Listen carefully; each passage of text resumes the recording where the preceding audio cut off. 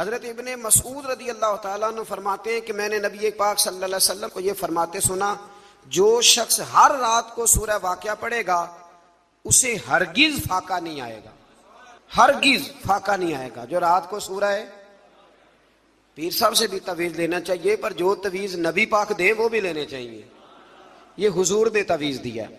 میرے اسا فرمایا کرتے تھے کہ یہ ذہن میں رکھ کے پڑھا کرو کہ یہ نبی پاک نے کہا ہے کہ جو سورۃ واقعہ پڑھے گا اس کو کبھی فاقہ، فرمایا یہ ذہن بنا کے پڑھو گے نا، یہ ذہن کہ حضور کے کہنے پہ پڑھ رہا ہوں تو ہو ہی نہیں سکتا کبھی فاقہ ہے۔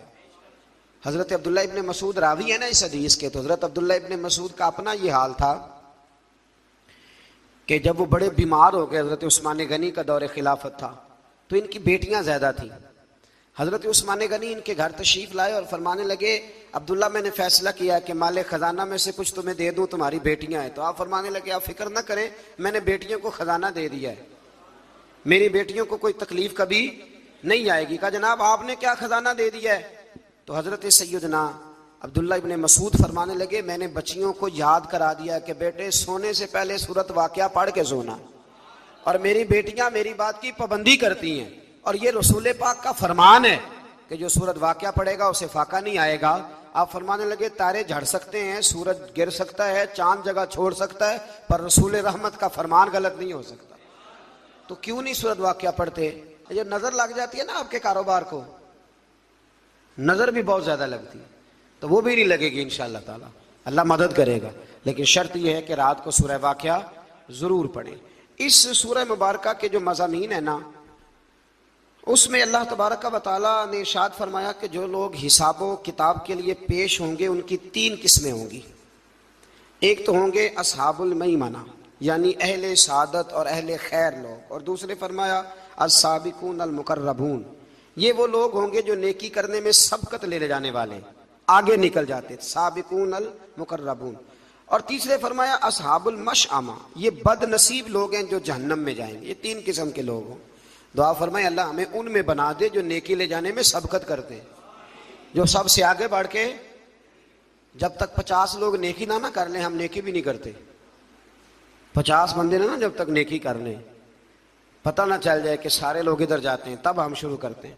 اور ویسے بھی آج کل نیکی پہ تو خرچ ہی نہیں ہوتا، آج کل تو ذاتی شہرت پہ، ذاتی تعلقات پہ خرچ ہوتا ہے۔ افطاریاں تو سیاسی، پارٹیاں تو سیاسی، اور بڑا بڑا عجیب رنگ ہے لوگوں کا، میرج ہال میں افطاری کراؤ، اور اس افطاری میں جو بہترین کام ہوتا ہے وہ تصویر سازی ہوتی ہے، پھر چونکہ ہم نے بڑی کرا کے اپنی بیٹھک میں بھی لگانی ہوتی ہے نا۔ میں نے پہلے بھی ایک دفعہ آپ کو بتایا تھا کہ یہ کمزوری کا احساس ہے، کمزوری کا احساس کبھی اپنے آپ کو پیدا نہ ہونے دیں۔ مسلمان اثر قبول کرتا نہیں، مسلمان اثر دیتا ہے، دوسروں پہ چھوڑتا ہے، تو کمزوری سے باہر آئے۔ اسی سورہ واقعہ کی آیت نمبر 77 سے قرآن عظیم کا ذکر ہے کہ یہ کتاب لوح محفوظ میں ہے، اور اس کتاب کو صرف پاک لوگ ہی چھو سکتے ہیں۔ قرآن کو ہاتھ کون لگائے گا؟ پاک لوگ۔ جب تک پاک نہیں ہوگا اس کو ہاتھ، بعض جگہ خواتین کی حالت نہیں ہوتی قرآن مجید کو ہاتھ لگانے والی، تو کہتی ہیں جی نہیں ہمارے لیے درست ہے۔ آپ کے لیے کیسے درست ہے جی؟ جب اللہ نے مطلق کہہ دیا ہے، مطلق، کہ کوئی ناپاک اس کو ہاتھ نہ لگائے۔ ہاں بعض جگہ پہ زبانی کچھ چیزیں پڑھنے کی اجازت ہوتی ہے، لیکن قرآن مجید کو یہ قرآن کی نص ہے کہ جو ناپاک ہوگا وہ قرآن مجید کے قریب۔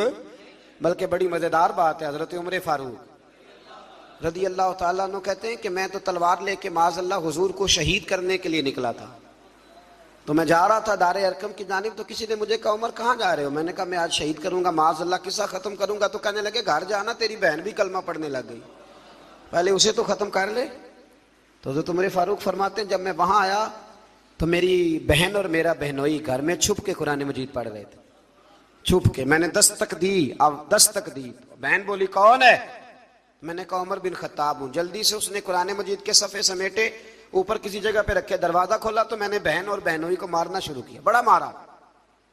تو کہتے میں نے بہن کو مارا تو خون نکلا اس کے سر سے، تو کہنے لگی عمر جتنا تیرا دل کرتا ہے تو مار، جس باپ کی سلب سے تو ہے میں بھی وہیں سے ہوں، جس ماں کا تو نے دودھ پیا میں نے بھی اسی کا پیا ہے۔ اب میں مصطفیٰ کا کلمہ پڑھ گئی ہوں، اب کسی کے مائی کے لال میں یہ طاقت نہیں کہ مجھ سے کلمہ چھڑا سکے۔ جناب عمر فرماتے ہیں، جو بات ہمارے مضمون کیا اس کو سمجھیے گا، جناب عمر فرماتے ہیں حضرت عمر کہتے ہیں کہ میں پورے جلال میں غصے میں تھا. میں نے اپنی بہن سے کہا چل دکھا پھر مجھے کیا پڑھ رہی تھی. تو کہتے ہیں اس حال میں بھی میری بہن نے کیا کہا, کہنے لگی تجھے نہیں دکھا سکتی, تو مشرک ہے, مشرک نجس ہوتے, جا پہلے وضو کر کے آ, غسل کر کے آ, یہ اللہ کی کتاب ہے, اسے وہی ہاتھ لگا سکتا ہے جو پاک صاف ہوتا ہے. اس حال میں بھی جب میں مار رہا ہوں, فرماتے ہیں میں غسل کر کے آیا تو پھر بہن نے مجھے قرآن مجید سنایا, اور پھر جب میں نے سنا تو میں نے کہا پھر مجھے لے جاؤ وہاں, کروں آیا سا مار مقامنے نو, ہن مینو مار دے لے چلو, متے عمر دی عمر برباد ہوئے. کروں آیا سا میں مار مقامنے نو, ہن مینو مار دے لے چلو, متے عمر دی عمر برباد ہوئے, جتھے عمر سوار دے لے چلو. جتھے بعض شاعر جو ہوتے ہیں نا ردیف قافیہ ان کا بڑا شاندار ہوتا ہے, تو انہوں نے بھی عمر اسم کے لحاظ سے بھی اور عمر اس کے معنی کے لحاظ سے بڑا ہی اچھا استعمال کیا. موقع نہیں ورنہ اس پر کوئی بات کرتا. تو اس میں اللہ تبارک و تعالیٰ نے کہا کہ ناپاک آدمی قرآن مجید کو ہاتھ نہ لگائے. آیت نمبر 83 سے روح کے نکلتے وقت مرنے والے اور قریب لوگوں کی بے بسی کا ذکر کرتے ہوئے فرمایا تم اس روح کو لوٹاتے کیوں نہیں اگر تم سچے ہو. یعنی بتانا یہ چاہ رہا ہے رب کریم کا قرآن, اللہ کا قرآن یہ فرماتا ہے کہ تم چاہو بھی تو اس روح کو لوٹا سکتے, یہ تمہاری بے بسی ہے. تو اگر مرتے وقت رب کے سامنے بے بس ہونا ہے تو آج کیوں نہیں ہو جاتے؟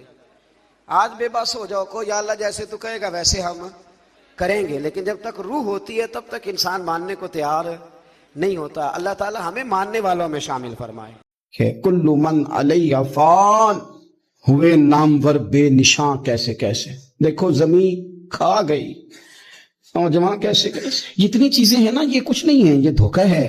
سچ صرف اللہ رسول کی ذات ہے, حقیقت صرف دین ہے, اصل صرف وہ بارگاہیں ہیں. دھوکے میں نہ زندہ رہو. چھوڑ دو یہ بات کرنی کہ بڑے تعلقات ہیں, چھوڑ دو یہ بات کرنی کہ بڑا پیسہ ہے, چھوڑ دو یہ بات کرنی کہ برادری قبیلے علاقے میں بڑا, اور کچھ بھی نہیں. میں مولانا نورانی کی قبر پہ کھڑا تھا تو میں کہہ رہا تھا مقدور ہو تو خاک سے پوچھوں کہ اے لئیم تو نے وہ گنج ہائے گرا مایا کیا کیے. اتنے بڑے لوگ تو لے گئی, اتنے بڑے لوگ, اتنے بڑے لوگ قبروں میں کدھر گئے؟ سلطان محمود غزنوی کہاں ہیں؟ شہاب الدین غوری کہاں ہیں؟ وہ لوگ جو میدانوں میں آ کے صرف ان کا نام لیا جاتا تھا تو دنیا کانپ جاتی تھی, وہ کہاں گئے؟ اٹھ گئے سب لوگ, چلے گئے, ختم ہو گیا معاملہ. وقت اب ہماری طرف بڑھ رہا ہے, اب تیزی ہے, اب پیغام اجل آیا, کئی ہمارے ارد گرد سے اٹھا کے لے گیا. اب ہمیں بھی تو واپس لوٹنا ہے نا, تو کچھ تیاری کر لیں, کچھ ارادہ کر لیں. اور بارگاہ رب رسول کی اس طرح کی ہے کہ بس جانے کی دیر ہے, بس صرف جانے کی دیر ہے, صرف جانے کی. اور اللہ رسول کی بارگاہ دوستو وہ والی ہے کہ جہاں نا زیادہ منت بھی نہیں کرنی پڑتی. وہ جو 4-5 لوگ تھے نا مکہ مکرمہ میں, انہوں نے بہت ہی اسلام کی مخالفت کی حد کر دی تھی. ان کے لیے حکم ہوا تھا جہاں ملے قتل کر دو. اکرمہ تھے, ابن قتل تھے, کچھ اور لوگ تھے. تو پتہ ہے ان کو کسی نے مشورہ کیا دیا تھا؟ کسی کافر نے مشورہ دیا, پر پتہ صلاح کیا دی تھی؟ اس نے کہا تھا تم نے بڑی زیادتیاں کی ہیں, بڑے بے ادب ہو, کسی صحابی کے قابو نہ آنا, مار دیے جاؤ گے. اپنی خطاؤں کے سبب سے تم مار دیے جاؤ گے, لیکن اگر کسی طریقے چھپتے چھپاتے رسول پاک کی بارگاہ میں پہنچ جاؤ نا, اگر وہاں کسی طریقے چلے جاؤ. ہم نے پوچھا معافی کیسے مانگیں گے, منہ کیسے دکھائیں گے, ہم نے اتنے ظلم کیے, اتنی زیادتیاں کی, کیسے معافی مانگیں گے؟ تو کہنے والے نے کہا کہ نہیں کچھ نہیں, تم بس کہہ دینا ہم آ گئے. اس سے زیادہ تو بات ہی کوئی نہیں, اتنا ہی تو صرف کہنا ہے آ گئے, اور نہ آتے تو جاتے بھی کہتے, بس تم اتنا کہہ دینا ان العبد اذا اعترف ثم تاب تاب اللہ علیہ. نبی کریم علیہ السلام نے فرمایا بندہ جب آ کے کہتا ہے نا یا اللہ میں بھول گیا تھا, غلطی ہو گئی, ان العبد اذا اعترف, مان جو گیا, غلطی ہو گئی, جب کہتا ہے نا میں بھول گیا, ثم تاب, پھر وہ توبہ کرتا, تاب اللہ علیہ, اللہ دیر کرتا ہی نہیں, فوراً توبہ کو قبول فرما لیتا. ہمارے ہاں نا کچھ لوگ تو تباً سخت ہیں, اللہ معاف فرمائے, اور کچھ رد عمل کے طور پر سخت ہو گئے. کچھ باتیں دلوں میں بیٹھ گئی ہیں جنہوں نے طبیعتوں کو سخت کر دیا.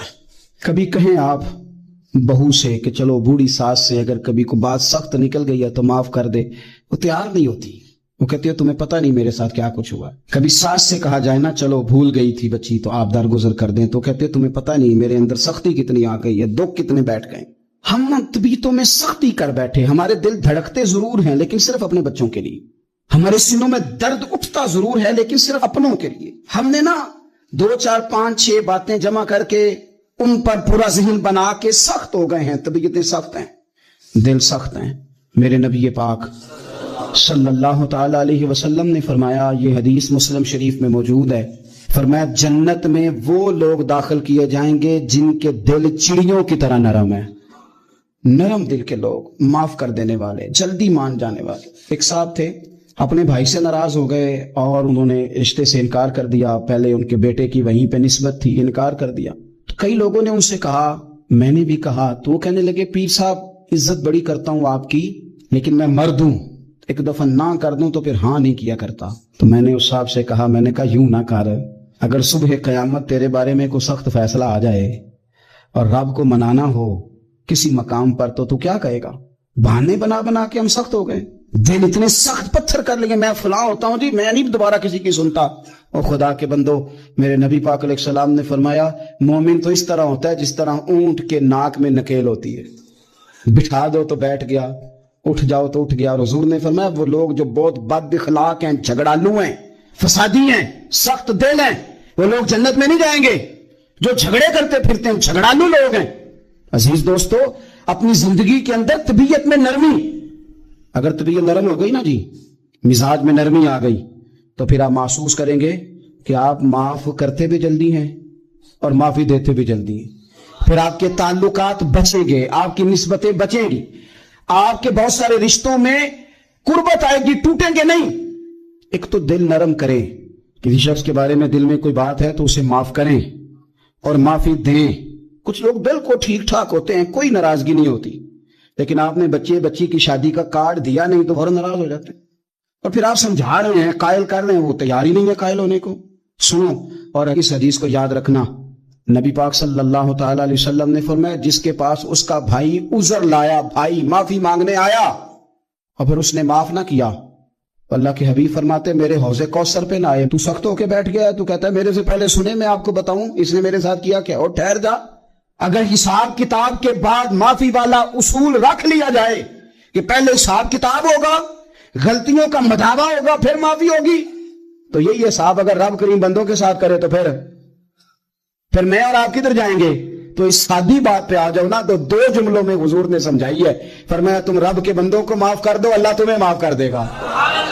تو آج کی شب سے پہلے, آج کے دن سے پہلے, رمضان المبارک کے تشریف لانے سے پہلے اپنی طبیعت کے اندر ایسا ذوق لائیں, ایسی طبیعت لائیں کہ ہم نے معافی دینی بھی ہے اور معافی لینی بھی ہے. بعض اوقات ہم رسم ادا کرتے ہیں شب برات سے پہلے, یہ سوشل میڈیا پہ چل گیا, فلانے کو فلان کہہ دیا, اگر کوئی کبھی ہوئی نا تو معاف. ایسے تو نہیں نا معافیاں ہوتی. ہمیں پتا ہوتا ہے ہم سے کون ناراض ہے, ہمیں خبر ہوتی ہے ہم نے کس کو تکلیف دی, ہمیں پتا ہوتا ہے کس نے ہمارے لہجوں سے پریشانی پائی ہے, کون ہے جو ہماری وجہ سے اذیت کا شکار ہے, تو اس سے جا کے معافی مانگے, تو یہ چیزیں معافی کا سبب بن جائیں گی. میرے نبی کریم علیہ وآلہ وسلم نے ارشاد فرمایا قیامت کے دن کچھ لوگ کئیوں کی بات سن کے جنت میں چلے جائیں گے. اللہ تعالی ہماری پردہ پوشی عطا فرمائے. کہا کچھ تبلیغیں کرنے والے دوزخ کے دروازے پہ کھڑے ہوں گے تو وہ جنتی کہیں گے کہ مولانا پیر صاحب ہم تو آپ کی بات سن کے جنت میں جا رہے ہیں, تو آپ یہاں کیوں کھڑے ہیں؟ تو وہ کہیں گے ہائے افسوس, میں کہتا تو رہا پر عمل نہ کر سکا. میں عمل, اس سے مراد صرف ممبر میں بیٹھنے والا مولوی نہیں, اس سے ہر وہ شخص مراد ہے جو نصیحتیں تو بڑی کرتا ہے لیکن خود عمل ہے وہ بہت بڑا الفاظ کا ذخیرہ رکھتا ہے, پر عمل کے لیے 2 سجدے بھی صحیح طریقے سے دے سکتا, پھر وہ استغفار کرے, پھر وہ اللہ کی بارگاہ میں معافی مانگے, پھر وہ توبہ کرے. اس لیے کہ جو جتنا بڑا ہوتا تھا نا اس پہ خشیت بھی اتنی زیادہ طاری ہوتی, اس پر خشیت بھی اتنی, جتنا حضرت عمر فاروق رضی اللہ تعالیٰ عنہ کو زخم لگ گیا, شدید زخم لگا, آپ آ گئے, بڑی زیادہ خون بہ گیا ہے, بہت سارے صحابہ آپ کے گرد جمع ہو گئے, حضرت عبداللہ ابن مسعود بھی آ گئے, تو جناب عمر رونے لگ گئے. اب تو رونا آتا ہی نہیں لوگوں کو. حضرت محی الدین ابن عربی کہا کرتے تھے جس کو پورا ہفتہ ہو گیا ہے نا وہ طریقت کا مسافر بھی, جاگ رہے ہیں آپ حضرات, کہتے تھے جس کو پورا ہفتہ ہو گیا نا طریقت کا مسافر بھی ہے, پر اللہ رسول کی یاد میں رویا نہیں. فرماتے تھے مجھے تو اس کے ایمان پر شک ہونے لگ گیا کہ 8 دن ہو گئے اسے خیال ہی نہیں آیا. حضرت عمر میدان میں جس شخص کے کبھی پاؤں نہیں لڑکھڑائے، اللہ رسول کی بات آتی تھی تو دریا بہتے تھے آنسو. یہاں حال ہی کوئی نہیں، خوش جملے اور جناب موٹے موٹے تراشے ہوئے فکرے اور لفظوں کی ہیرا پھیری، اس کے علاوہ کوئی چیز نظر ہی نہیں آتی. حضرت عمر رونے لگے، آخری وقت ہے، تڑپ رہے ہیں، آنسو بہ رہے. حضرت عبداللہ ابن مسعود آ گئے. انہوں نے کہا عمر تیری ہجرت بھی بڑی باکمال تھی، تیرا اسلام قبول کرنا بھی بڑا ہی باکمال تھا، حضور بھی تجھ سے ہمیشہ راضی رہے. عمر تو روتا کیوں ہے یار؟ بات تو یہ ہے کہ جب تو نے خلافت سنبھالی تو پھر تیرے طریقے بھی باکمال ہی تھے، اور جب تو میدان میں اترتا تھا پھر بھی تیرے معاملات باکمال تھے، اور جب تو مال غنیمت بانٹتا تھا پھر بھی تو باکمال. یار ہر موقع پہ تو باکمال تھا تو جاتے دفعہ روتا کیوں ہے؟ ان کا استغفار دیکھو، ان کی توبہ دیکھو. حضرت عمر پھر رو پڑے، کہنے لگے عبداللہ لوگوں کو میری نیکیوں کا پتہ ہے، گناہوں کا تو نہیں نا پتا. وہ تو میں جانتا ہوں یا میرا مالک جانتا ہے نا. نیکیاں تو سب کے سامنے، پر من آنم کے من دانم جو اندر چھپے ہوئے گناہوں کے ڈھیر ہے وہ تو میں جانتا ہوں. کہا تو نے میرے کلمہ پڑھنے سے لے کر میری حکومت تک میری ساری نیکیاں گنوائی ہیں، اب دعا کر میرے لیے کہ رب میری نیکیاں اور بدیاں برابر کر دے، مجھے درجہ نہیں چاہیے، بس اللہ مجھے معاف کر دے. درجوں کی ضرورت نہیں ہے. یہاں تو لوگ درجات لے کے بیٹھے. حافظ کہتا ہے کہ میں جتنے آیتیں ہوں گی اتنے میرے درجے بلند ہوں گے. پہلے درجے والا کام تو کوئی کرنا. مولانا کہتے ہیں کہ نور کے ممبر پہ بیٹھوں گا، بھائی پہلے بتا نور کے ممبر کی طرف تیرا سفر بھی جاری ہے کہ نہیں. تاجر کہتا ہے کہ میں سخاوت کروں گا تو حضرت عثمان کے ساتھ جگہ ملے گی، پر حضرت عثمان کی سخاوت اور اپنی سخاوت کا فرق بھی دیکھ. مجاہد کہتا ہے کہ میں نبی پاک کے جہاد والے صحابہ کی پشت پہ رہوں گا تو پہلے اپنے کام تو دیکھ. اور جب ساری باتیں سمجھ میں نہ آئے تو پھر اللہ کی بارگاہ میں استغفار کر، پھر بیٹھ. بڑے لوگ استغفار کرتے، معافی چاہتے، اور یہ استغفار پھر اتنا کرم کرتا، اتنی آسانی کرتا، اس قدر بہتری کرتا کہ وہ مانگ تو اپنے گناہوں کی معافی رہے ہوتے تھے اور اللہ رحمتوں کے دروازے کھول دیتا تھا. اللہ ان پر کرم کے دروازے. حضرت امام حسن کے پاس ایک شخص آیا، حضرت امیر معاویہ بھی بیٹھے تھے، تو اس نے امام حسن سے آ کے کہا کہ حضور اولاد نہیں ہے، کوئی دعا کر دے. تو جو ہے میری بات پر اب بھی لوگ پیروں کے پاس آتے ہیں نا، ماشاءاللہ سے اللہ خیر فرمائے. تو پیر صاحب اگر وظیفہ بتائے تو وظیفہ چونکہ پڑھنا پڑتا ہے وہ کام مشکل ہے، لہذا تعویذ تو پیروں نے بھی اب ماشاءاللہ بڑی ترقی کر لی، انہوں نے بھی تعویذ چھپوا کے رکھ لی ہے. کون لکھے اتنی تعویذ، جو کہ ہر مرید کو تو تعویذ چاہیے. انہوں نے نا جی تعویذ پکے چھپوا لیے، کچھ نے مہرے بنوا لی ہیں. تو دیکھتا رہتا ہوں، میرا شعبہ ہے نا، میں دیکھتا رہتا ہوں کہ مہر لگائی، اس کو باندھا، اللہ خیر کرے گا. تو اب وہ نفسیاتی معاملہ ہے، ظاہر ہے 100 بندہ تعویذ لے کے گیا ہے تو 1.5 کو تو فرق پڑے گا ہی نا بیچ میں سے. تو جس کو فرق پڑ گیا اس کا فیس بک پہ دے دیا کہ یہ میری کرامت ہے جی. تو جس کا نہ پڑا جی جڑے محرم راز حقیقت دے او تے راز حقیقت کھول دے ہی نہیں. اے جنہ ویکھیا نہیں او کرن گلا، جنہ ویکھ لیا او تے بول دے ہی نہیں. ہمارے ایک حضرت تھے تو ان کے پاس ہم بیٹھے تھے، نیک آدمی، تو تعویذ دیا تو مرید کہنے لگا حضور دوبارہ کب آؤں؟ کہنے لگے فرق پڑ گیا تو آ جانا، نہیں تو کہیں اور چلے جانا. اس لیے کہ شیخ عبدالعزیز دباغ رحمت اللہ علیہ کے ایک مرید نے کہیں تنقید کر دی تھوڑی سی. یہ لفظ بس نا بہت بڑے ہیں، ان کی میں تشریح نہیں کروں گا، جتنے جملے اتنی بات کر کے بیت جاؤں گا. ان کی تشریح نہیں ہو سکتی، یہ ان کی توضیح نہیں ہو سکتی، کچھ تفصیل نہیں ان کی ہو سکتی. یہ جملے بڑے، میں کوئی تشریح نہیں کروں گا. اس نے کہا کہ حضور فلاں فلاں فلاں فلاں جگہ مجھے پریشانی ہے آپ کے حوالے سے. تو آپ فرمانے لگے میں نے کون سا باندھا ہوا ہے، نہیں سمجھ میں بات آتی تو کہیں اور چلا جا. باندھ کے رکھا نہیں، دروازے کھلے ہوئے کہیں اور چلا جا، ختم ہو گئی بات. تنقید کرنے کی ضرورت چھٹی. اس لیے کہ وہ لوگ بت نہیں بناتے تھے کہ بس ادھر ہی پوجا کرنی ہے کہ کہیں اور نہیں جانا. یہ چھوڑے ہے نا ہمارے یہاں چکر چلا ہوا، میرے علاوہ کہیں اور نہ جانا. شیخ عبد الوہاب شرونی فرمایا کرتے تھے یہ تو نقص ہے تیرے اندر کا، یہ تو تیرے اندر کا نقص ہے. اگر تو قابل ہوتا تو کہتا جا سنگیا سارا زمانہ دیکھا، اگر کوئی میرے جیسا ملا تو چلا جانا، اور اگر میری طرح کا نہ ملا تو پھر کہیں اور جا دیکھا سارا. او بھائیو کیا چکر ہے؟ وظائف لوگ پوچھتے تھے تو ان پہ عمل کرتے تھے، وہ چیزیں فائدہ دیتی. حضرت امام حسن سے آ کے وظیفہ پوچھا، اس شخص نے کہا حضور اولاد کوئی نہیں تو وظیفہ بتایا. تو آپ نے فرمایا استغفار پڑھا کر. کیا کر؟ اس نے کہا ٹھیک ہے. تو حضور پھر میں دوبارہ کب آؤں؟ تو امام حسن کہنے لگے بے اولاد ہے نا تو، استغفار کا وظیفہ بتایا نا؟ کہا ہاں. فرمانے لگے اب اس وقت آنا جب اللہ تجھے 10 بیٹے عطا کرے گا. کتنے؟ 2 4 نہیں، 10 ہی کہہ دیے. تو حضرت امیر معاویہ رضی اللہ تعالیٰ دیکھا، کہنے لگے حسن اتنا بڑا دعویٰ. آپ فرمانے لگے میں نے کہہ دیا نا تو اللہ فضل کرے گا. ہاں ہاں اللہ خیر کرے گا، خیر ہو جائے گی. وہ شخص کئی سالوں کے بعد آیا, کئی سالوں کے بعد, تو حضرت امیر معاویہ کو بھی ساتھ لایا. کہنے لگا حضور اللہ کے فضل سے اللہ نے 10 بیٹے عطا فرمائے, پورے 10 ہی اللہ نے دیے. تو حضرت امیر معاویہ کہنے لگے جناب بات تو آپ کی سچی ہو گئی, پر مجھے بھی بتائیے وظیفہ کہاں سے لیا؟ فرمانے لگے قرآن پاک سے. سورہ نوح کی 10, 11, 12 آیت پڑھو. اللہ فرماتے ہیں تم استغفار پڑھو, میں تمہاری بیٹوں سے بھی مدد کروں گا, مالوں سے بھی مدد کروں گا. تو میں نے استغفار بتائی تھی, اور قرآن میرے اللہ کا ہے, رب کا وعدہ جھوٹا ہو سکتا؟ فرمایا 10 بیٹے ملنے تھے, میں نے کہہ جو دیا تھا. وہ میرے بھائیوں یاد رکھیں, استغفار اللہ کی رحمت نازل کر. ایک ہوتا ہے خوف, ایک ہوتی ہے خشیت. خوف والے لوگ توبہ کرتے ہیں, خشیت والے استغفار کرتے ہیں. ایک ہوتا ہے خوف, ایک ہوتی ہے خشیت والے استغفار کرتے ہیں. نبی کریم علیہ السلام نے فرمایا میں دن میں 100 مرتبہ استغفار کرتا ہوں, دن میں 100. توبہ والا کہتا ہے کہ میں بھول گیا تھا, مجھے معافی مل جائے. اور خشیت والا کہتا ہے میرا یار ناراض نہ ہو جائے, وہ استغفار ہی کرتا رہتا ہے, وہ معافی. حضرت رومی نے مثال دی ہے, فرماتے ایک عورت تھی تو بھیک مانگا کرتی تھی. ایک دن بادشاہ کے دروازے پہ بھیک مانگنے گئی تو بادشاہ کو پسند آ گئی, اس نے نکاح کر لیا. 20 کنیزائیں اس بی بی کے پاس تھی خدمت کرنے کے لیے, روٹی دینے کے لیے, کپڑا دینے کے لیے, لیکن وہ ہر وقت روتی رہتی تھی, ہر وقت روتی.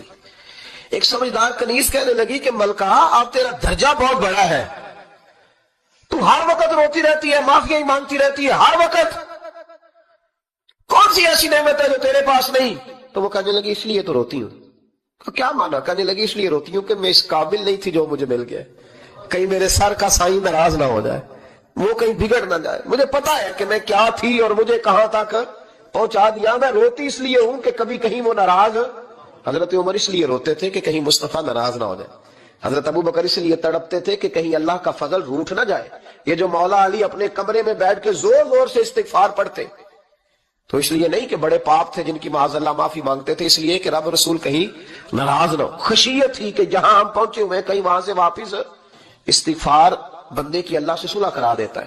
ہمارے مزاجوں کے اندر ہر چیز کی طلب پیدا ہو گئی ہے, لیکن وہ جو ایک خاص ذوق تھا نا اللہ کے قرب کا, اس کی چاہت, اس کی طلب, محسوس کرنا کہ میرا رب ہے, محسوس کرنا کہ میں کسی کا بندہ ہوں, مجھے کوئی رزق دیتا ہے.